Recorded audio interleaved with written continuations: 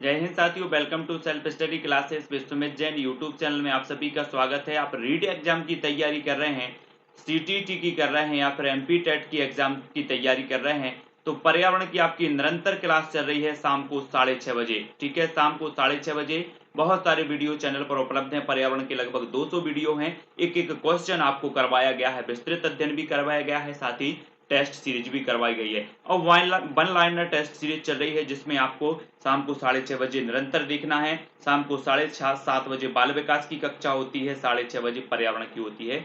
ये सभी कक्षाएं जरूर देखें। दोपहर 2:30 बजे भी एक कक्षा होती है, वो भी जरूर देखें। ठीक है, और चैनल पर बने रहें।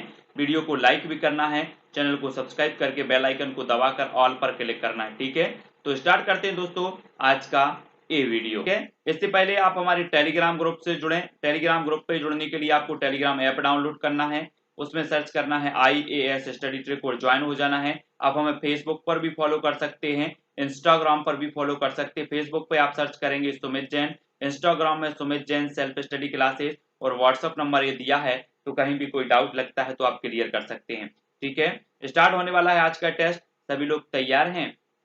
आपका पहला प्रश्न है, विश्व पर्यावरण संरक्षण दिवस कब मनाया जाता है? यहां पर हमें बताना है विश्व पर्यावरण संरक्षण दिवस। अभी तक आपने पर्यावरण दिवस पढ़ा होगा, विश्व पर्यावरण दिवस, लेकिन विश्व पर्यावरण संरक्षण दिवस भी आपको पढ़ना है और इसका सही उत्तर क्या होगा? तब आपका बिल्कुल सही आंसर होगा 26 नवंबर। ठीक है, नेक्स्ट है, भारतीय वन्यजीव संस्थान स्थित है, कहाँ स्थित है? तब बिल्कुल सही आंसर होगा देहरादून में। ठीक है, भारतीय वन्यजीव संस्थान स्थित है देहरादून। नेक्स्ट है दोस्तों, ध्वनि प्रदूषण मापने की इकाई कौन सी है? प्रश्न क्रमांक 3। आपने एक क्वेश्चन और पढ़ा होगा, ग्रीन मफलर संबंधित है, तो ये ध्वनि प्रदूषण से संबंधित होता है, ग्रीन मफलर, है ना? एक क्वेश्चन आपने पढ़ा होगा। और ध्वनि प्रदूषण मापने की जो इकाई है, उस इकाई का नाम क्या है, उस इकाई को क्या कहा जाता है? जल्दी से कमेंट में लिखें और उत्तर बताएं। उत्तर होगा डेसिबल। ठीक है, अगला क्वेश्चन है दोस्तों, विश्व पर्यावरण दिवस 2019 का विषय क्या था, इसकी थीम क्या थी?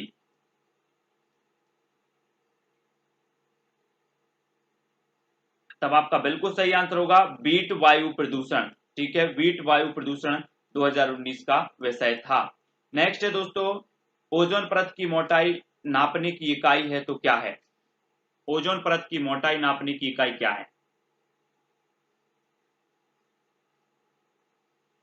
तब आपका बिल्कुल सही आंसर होगा डॉप्सन यूनिट। ओजोन परत नापने की इकाई होती है डॉप्सन यूनिट। प्रश्न क्रमांक 5 का नेक्स्ट है, जुड़वा और प्रेशर कुकर ग्रह है तो कौन सा है? ये क्वेश्चन 2011 की एमपी टेट एग्जाम में पूछा गया था कि जुड़वा ग्रह किसे कहा जाता है? तो वो कहा जाता है शुक्र ग्रह को। ठीक है, शुक्र, पृथ्वी की बहन भी कहा जाता है शुक्र को, पृथ्वी का जुड़वा ग्रह भी कहा जाता है, तो शुक्र आपका यहाँ पर बिल्कुल सही होगा। अगला देखो, सर्वाधिक भूकंप वाला देश है तो कौन सा है? प्रश्न क्रमांक 7 का राइट आंसर बताना है आपको।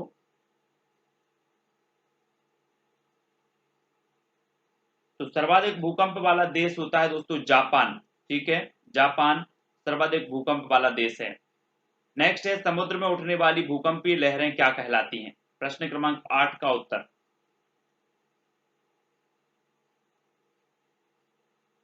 तब आपका बिल्कुल सही आंसर होगा सुनामी।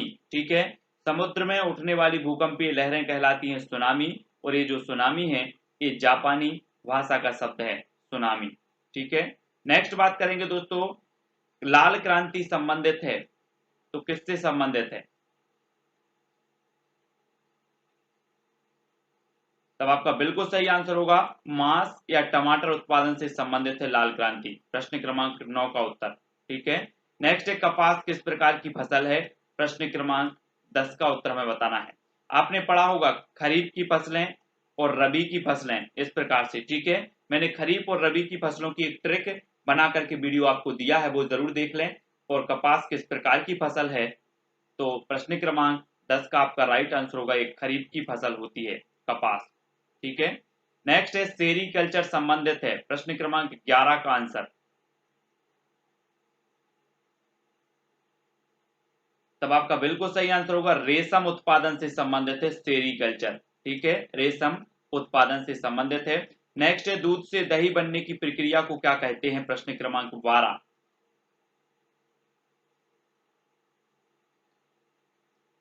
तो आपका राइट आंसर होगा किण्वन। क्या कहा जाता है, दूध से दही बनने की प्रक्रिया को कहा जाता है किण्वन। नेक्स्ट है दोस्तों, विटामिन सी की कमी से होने वाली बीमारी है तो कौन सी है, प्रश्न क्रमांक 13।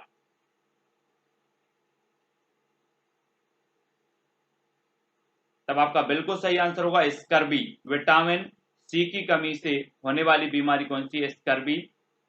नेक्स्ट है एनीमिया किसकी कमी से होता है, प्रश्न क्रमांक 14 का आंसर बताना है। तो आपका राइट आंसर होगा आयरन की कमी से। एनीमिया किसकी कमी से होता है, आयरन की कमी से। डेंगू रोग का वाहक है तो क्या है, प्रश्न क्रमांक 15। तब आपका बिल्कुल सही आंसर होगा एडीज मच्छर। डेंगू रोग का वाहक होता है एडीज मच्छर, 15 का। नेक्स्ट है बीसीजी का टीका लगाया जाता है किस रोग में, बीसीजी का टीका लगता है, प्रश्न क्रमांक 16 का आंसर बताना है हमें। तब आपका राइट आंसर होगा क्षय रोग या फिर टीबी रोग जिसे कहा जाता है, इसके लिए बीसीजी का टीका लगाया जाता है। एड्स की जांच के लिए कौन सा टेस्ट किया जाता है, एड्स की जांच के लिए, एचआईवी एड्स आपने बीमारी का नाम सुना होगा, और इसके लिए कौन सा टेस्ट किया जाता है, तो एलिसा टेस्ट किया जाता है, एलिसा। नेक्स्ट है दोस्तों, शारदा एक्ट संबंधित है, किससे संबंधित है शारदा एक्ट, प्रश्न क्रमांक 18। तब आपका बिल्कुल सही आंसर होगा बाल विवाह से संबंधित है शारदा एक्ट। नेक्स्ट है जिस परिवार में माँ बाप और उनके अविवाहित बच्चे रहते हैं वो परिवार कहलाता है, क्या कहलाता है, 19 का आंसर बताना है। तब आपका बिल्कुल सही आंसर होगा एकल परिवार। जिस परिवार में माँ बाप और उनके बच्चे अविवाहित बच्चे रहते हैं वो एकल परिवार। नेक्स्ट है कच्चे फलों को पकाने वाला हार्मोन्स है तो क्या है, 20।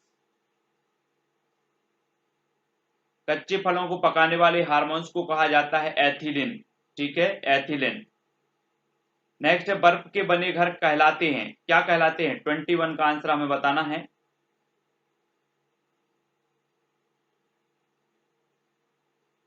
तो आपका राइट आंसर होगा इग्लू।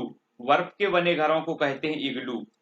भारत का सबसे ठंडा मरुस्थल है, 22 का उत्तर। भारत का सबसे ठंडा मरुस्थल कौन सा है,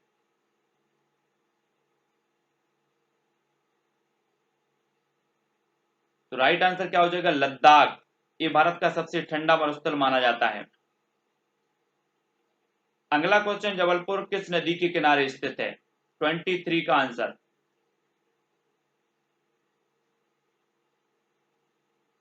तब आपका बिल्कुल सही आंसर होगा नर्मदा नदी, ठीक है। नर्मदा नदी के बारे में बता दूं कि ये अमरकंटक से निकलती है, मध्य प्रदेश के अनूपपुर जिले में अमरकंटक से ये निकलती है, ठीक है।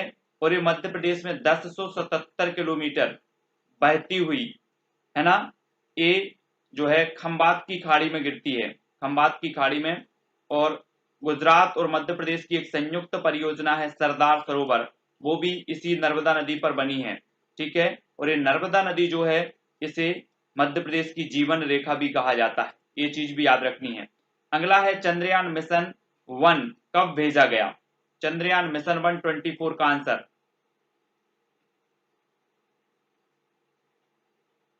तो आपका बिल्कुल सही आंसर होगा 22 अक्टूबर 2008। चंद्रयान मिशन जो फर्स्ट भेजा गया वो 22 अक्टूबर 2008 को भेजा गया, ठीक है।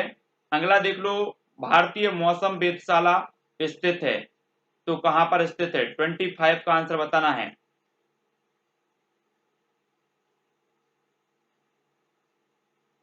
तब आपका बिल्कुल सही आंसर होगा पुणे में। भारतीय मौसम वेधशाला स्थित है पुणे में। और अगर मध्य प्रदेश की बात करें तो मध्य प्रदेश से एक क्वेश्चन आपको बताना है कि ऋतु वेधशाला कहां पर स्थित है, कमेंट में आप लोग बताएंगे, ठीक है।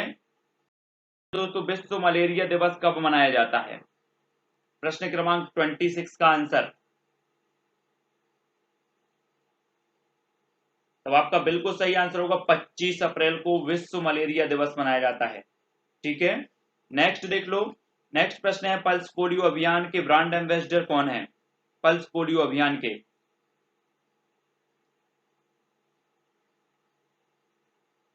तब आपका बिल्कुल सही आंसर होगा अमिताभ बच्चन। ठीक है, पल्स पोलियो अभियान के ब्रांड एम्बेसडर हैं। सबसे बड़ा प्राकृतिक बंदरगाह कौन सा है?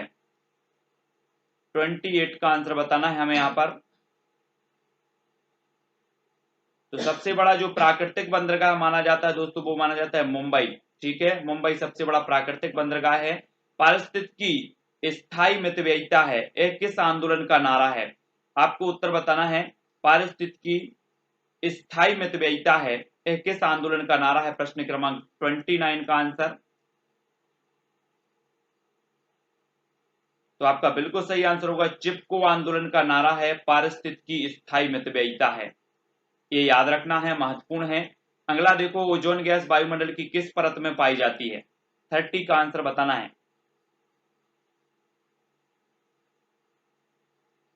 तब आपका बिल्कुल सही आंसर होगा समताप मंडल में। ओजोन गैस पाई जाती है कहां पर? समताप मंडल में। ठीक है, नेक्स्ट देख लेते हैं यहाँ पर, सबसे निम्न तापमान किस मंडल का होता है? 31। आपको पता होगा कि वायुमंडल में 5 परतें होती हैं। सबसे नीची परत को कहा जाता है क्षोभ मंडल, सबसे ऊपर की परत को कहा जाता है वहर मंडल। ठीक है, क्षोभ मंडल के ऊपर की होती है समताप मंडल, फिर होती है मध्य मंडल, फिर होती है आयन मंडल, और लास्ट की जो सबसे ऊपरी होती है वो बहिर मंडल। ठीक है, और सबसे निम्न जो तापमान होता है वो किस मंडल का होता है? वो होता है मध्य मंडल का। ठीक है, याद रख लेना। और ये वायुमंडल मैंने पूरा अच्छा व्यवस्थित आपको डायग्राम के माध्यम से समझाया है एक वीडियो में, वो जरूर देख लेना। ठीक है, नागोया प्रोटोकॉल संबंधित है तो किससे संबंधित है? प्रश्न क्रमांक 32 का आंसर है यहाँ पर बताना है। तब आपका बिल्कुल सही आंसर होगा जैव विविधता से। नागोया प्रोटोकॉल संबंधित है जैव विविधता से। ठीक है, हॉकी के जादूगर किसका उपनाम है? प्रश्न क्रमांक 33। तब आपका बिल्कुल सही आंसर होगा मेजर ध्यानचंद का उपनाम है हॉकी के जादूगर। वेसवाल में कितने खिलाड़ी होते हैं? वेसवाल में आपको बताना है। प्रश्न क्रमांक 34 का आंसर, वेसवाल में होते हैं 9 खिलाड़ी। ठीक है, इसके पहले एक कबड्डी वाला पढ़ा था, कबड्डी। कबड्डी में कितने खिलाड़ी होते हैं? तो इसका मैंने 11 बताया था, लेकिन होते कितने हैं? 7 होते हैं, तो ये सुधार लेना आप। ठीक है ना। नेक्स्ट बात कर लेते, राष्ट्रीय खेल दिवस मनाया जाता है। 35 का आंसर, राष्ट्रीय खेल दिवस कब मनाया जाता है? तो आपका राइट आंसर क्या होगा? 29 अगस्त। 29 अगस्त को मनाया जाता है राष्ट्रीय खेल दिवस। ठीक है, नेक्स्ट बात करना है हमें, देवधर ट्रॉफी किस खेल से संबंधित है? प्रश्न क्रमांक 36 का आंसर।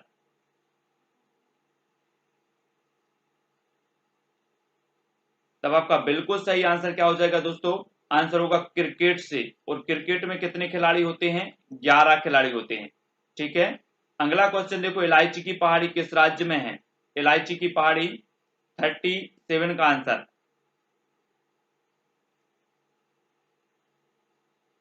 तो राइट आंसर हो जाएगा केरल। ठीक है, केरल में क्या है? इलायची पहाड़ी है। और केरल में ही हमने पढ़ा था कि यहाँ पर शांत घाटी है, साइलेंट वैली। ठीक है, और साइलेंट वैली ये कहां पर है? केरल के पश्चिमी घाट। और पश्चिमी घाट जो है ये जैव विविधता के लिए जाना जाता है, जैव विविधता का हॉटस्पॉट क्षेत्र है पश्चिमी घाट। ठीक है, भारत का रूर कहा जाता है तो किसे कहा जाता है? प्रश्न क्रमांक 38।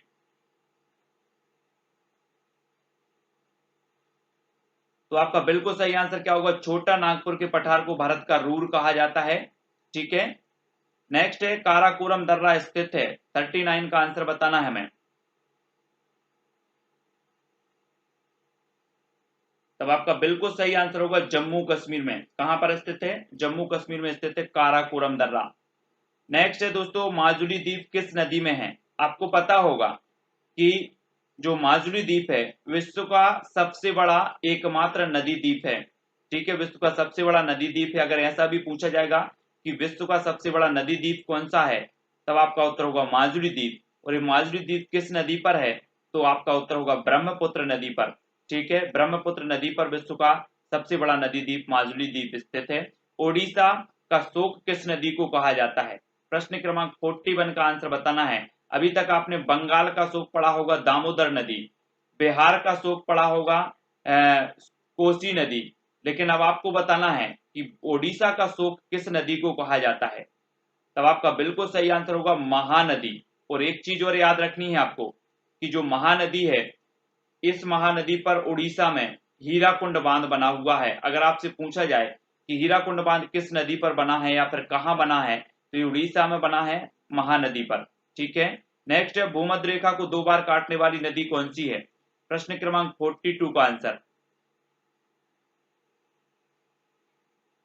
तब आपका बिल्कुल सही आंसर क्या हो जाएगा, कांगो नदी। ये भूमध्य रेखा को 2 बार काटने वाली नदी है। और जब भूमध्य रेखा की बात आई है तो आपको पता होगा कि सर्वाधिक जैव विविधता पाई जाती है भूमध्य रेखीय क्षेत्र में। ठीक है, ध्रुवों की ओर जैसे जैसे ध्रुवों की ओर जाते हैं वैसे वैसे जैव विविधता घटती जाती है, और ध्रुवों से अगर भूमध्य रेखीय क्षेत्र की ओर आ जाते हैं तो जैव विविधता बढ़ती जाती है। ठीक है, अगला है लौंग एवं केसर पौधों के किस भाग से प्राप्त होता है। लौंग और केसर 43 का आंसर, तब आपका बिल्कुल सही आंसर क्या हो जाएगा, फूल से प्राप्त होती है। ठीक है, नेक्स्ट है दोस्तों, नेक्स्ट है आपका चमगादड़ स्तनधारी है क्योंकि वह, क्यों स्तनधारी, आपको पता होगा कि चमगादड़ स्तनधारी है, क्यों है स्तनधारी, तो आपको पता होगा बच्चे देती है। जितने भी जीव जंतु बच्चे देते हैं उन्हें स्तनधारी कहा जाता है। इसलिए जो चमगादड़ है वो क्या है, स्तनधारी है, क्योंकि ये बच्चे पैदा करती है। ठीक है, अगला क्वेश्चन है पौधों में जल का अधिग्रहण किसके द्वारा होता है। 45 का आंसर हमें यहाँ पर बताना है। पौधों को उत्पादक माना जाता है, यानी कि ये अपना भोजन स्वयं बनाते हैं। ठीक है, प्रकाश संश्लेषण प्रक्रिया के द्वारा, है ना। और प्रकाश संश्लेषण प्रक्रिया में क्या करती हैं, ये ऑक्सीजन को छोड़ते हैं और कार्बन डाइऑक्साइड को वातावरण से ग्रहण करते हैं। और ऑक्सीजन जो होती है पृथ्वी पर जीवों के लिए जीवनदायिनी गैस मानी जाती है। और पौधों में जल का अधिग्रहण किसके द्वारा होता है, तो वो होता है जाइलम के द्वारा। याद रख लेना, बहुत ही महत्वपूर्ण है। और वीडियो को लाइक भी करना है, शेयर भी करना है। अगर कोई भी डाउट लगता है तो आप हमें इंस्टाग्राम में फॉलो कर सकते हैं। इंस्टाग्राम में Sumit Jain self study classes, या फिर फेसबुक में सर्च कर सकते हैं सुमित जैन। ठीक है, और जो है रीट, टेट आदि जो भी एग्जाम की तैयारी कर रहे हैं, सभी एग्जामों की तैयारी बिल्कुल सटीक और विश्वसनीय तरीके से करवाई जाती है। कोई भी डाउट लगता है तो आप व्हाट्सएप पर भी क्लियर कर सकते हैं। और टेलीग्राम ग्रुप से भी आपको जुड़ना है। टेलीग्राम ग्रुप से जुड़ने के लिए आपको टेलीग्राम ऐप डाउनलोड करना है, उसमें सर्च करना है IAS स्टडी ट्रिक। ठीक है, और ज्वाइन हो जाना है। वीडियो को लाइक करके अपने मित्रों तक शेयर करें, व्हाट्सएप ग्रुपों में शेयर करें। आज के वीडियो के लिए बस इतना ही। जय हिंद।